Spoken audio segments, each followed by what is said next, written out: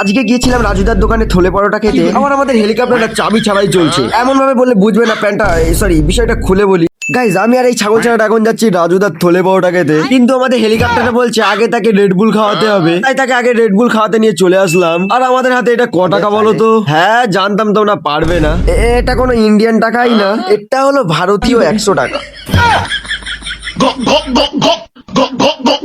আবে শালা খেপাচোদা, আর কত খাবি বে, আর কত খাবি?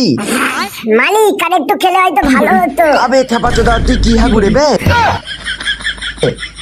তারপরে আবার যেতে যেতে আবে শালা এই তো চাবি ছাড়াই তো চলছে বে।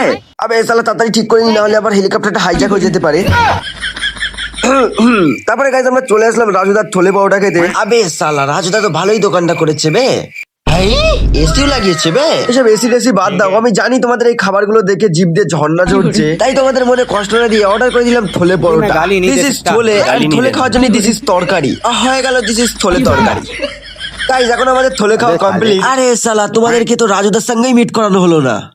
এক প্লেটে 300 পরোটা, আলি লালি তরকারি, 300 কিলো পেঁয়াজ, সাথে একটা খাওয়া বিল, মাত্র 30 টাকা।